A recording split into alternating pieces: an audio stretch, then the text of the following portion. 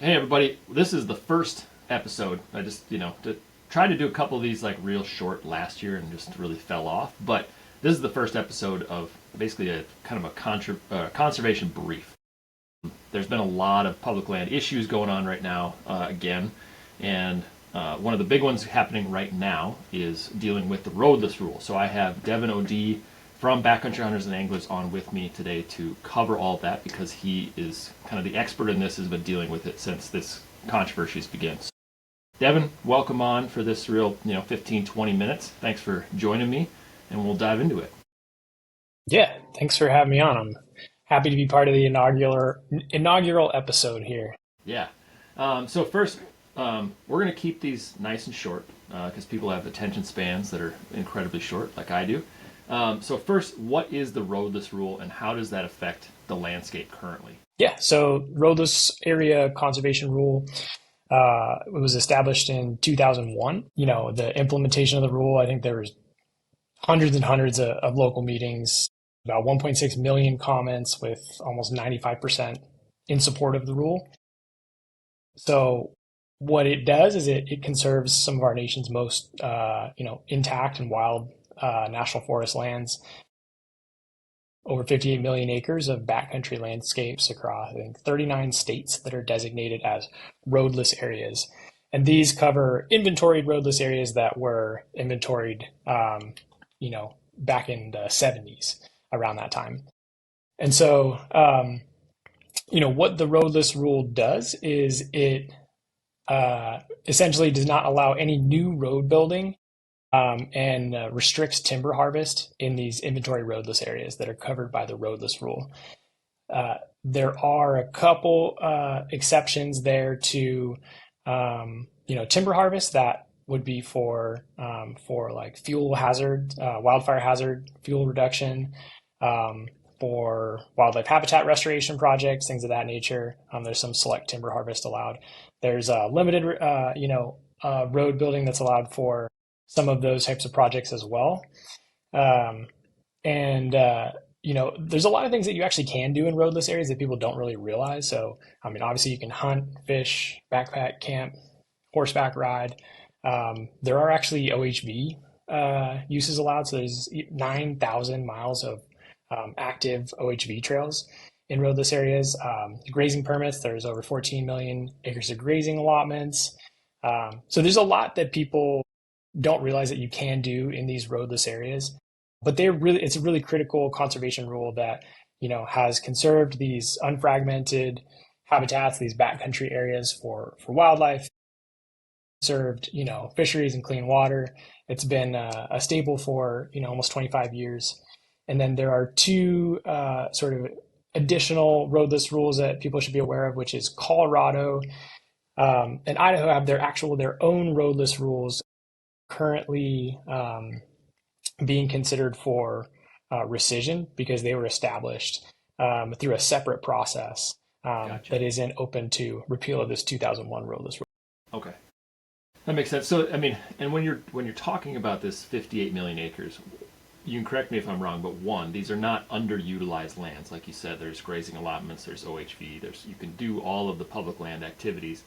And then two, like one of the big reasons that this rule was put into place was because these are hard places to get to most of the time. So when you're talking about putting in new roads, one, it's a giant like resource drag, like in the amount of money you have to spend to put roads in, and then maintaining those. Like we already have kind of a lack of funding when it comes to public land, and the agencies are getting budgets cut. So if you think about adding new roads in hard to get to places already, it's just going to be one more drain on the resources that we have in addition to the fragmentation. Yeah, and maintenance of those roads was like one of the catalysts for the conversations around the roadless rule.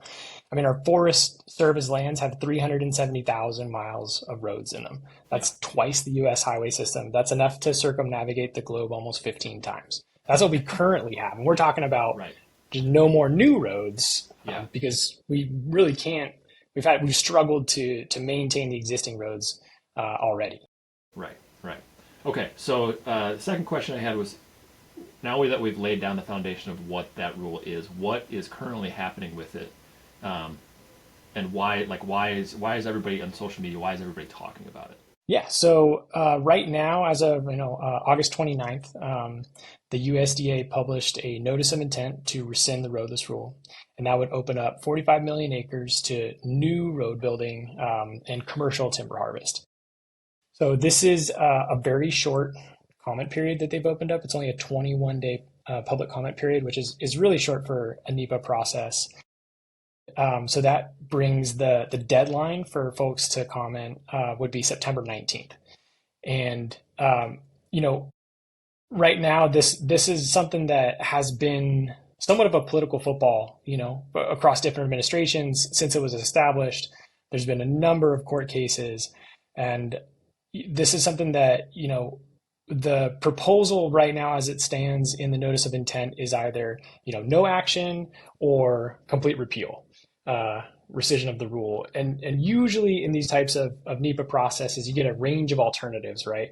And then through the process, people can kind of voice support for one or the other, and that can be debated through a stakeholder-driven process, and we kind of center on the alternative that works best. Right now, we don't have an alternative to revise the rule, and that's really something that BHA has and a number of partner organizations have tried to elevate. Is that we understand that with climate change and shifting fire regimes, and this is 25 years ago this was established. We're not saying that it's 100% perfect. If there's an opportunity to improve the rule, to better adapt to fire and hazards and forest health, we want to look at that and tap the stakeholders to look at that.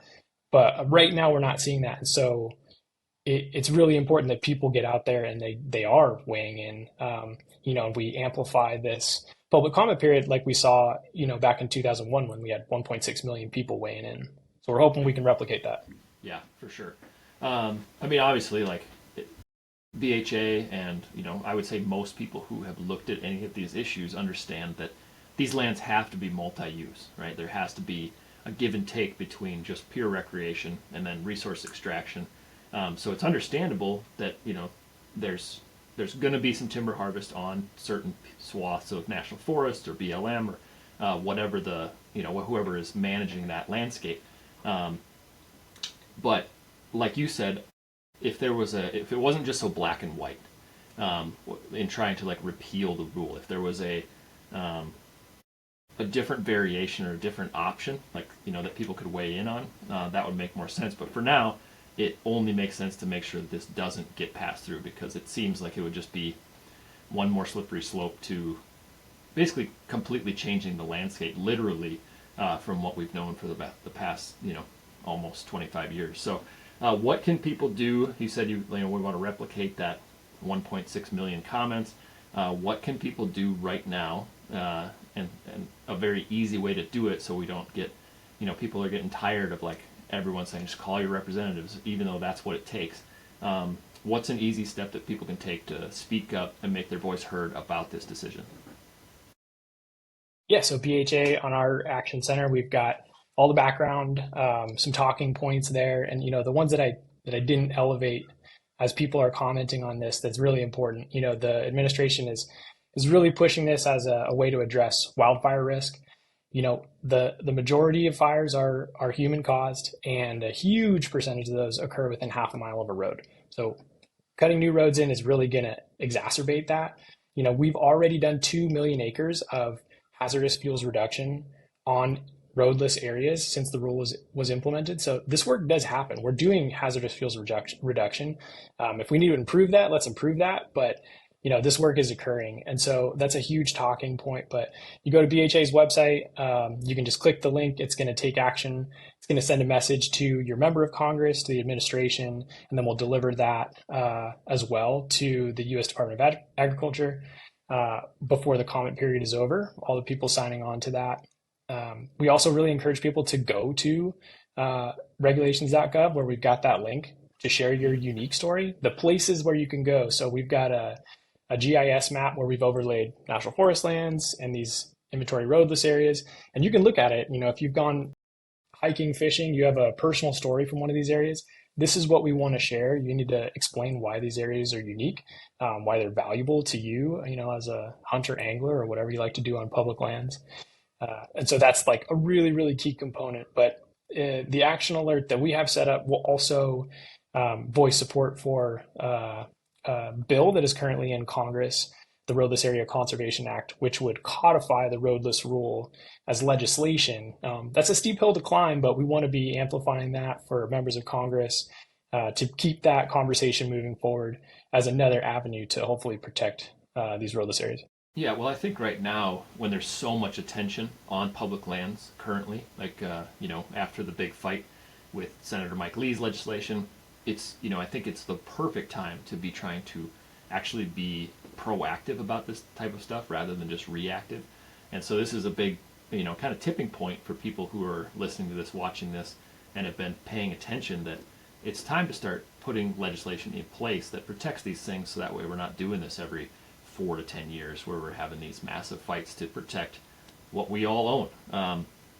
So that's really good. That's good to have the action center. If there's anything that if people want to take that next step, obviously sharing their own story about spending time on these roadless areas. But is there somewhere they can call, leave a message? Is that still something that would be important? Call your representatives, or what's the play there? Yeah, it's always the most important. Like your representatives have to hear from you on these things, whatever it is that you care about, particularly this one. And that'll be helpful for that Roadless Area Conservation Act, but also just to continue to amplify it, across Congress so that, the USDA is hearing this from multiple angles. So always important to call your member of Congress. But I would say right now, if you could do one thing, it would be, go to that action center and follow the link to regulations.gov and tell your unique story on these lands or just why it's important to you in your own voice. That's going to, I think, resonate the loudest right now. Perfect. That is all the information that we needed for this. It's just, nice, short, succinct way for people to understand what's actually happening and what they can do to help. So thanks again for hopping on with me, and I'm going to get this posted today probably, and so it'll be out there. And then I'll share it on social, and I'll have the links to the Action Center and the phone number for people to call, the White House switchboard, and all of that information so people can actually step up, speak up, make their voices heard, and we'll just keep this ball rolling in the right direction. So, Devin, thanks again for hopping on with me, and we'll catch up with you again, I'm sure, on another issue.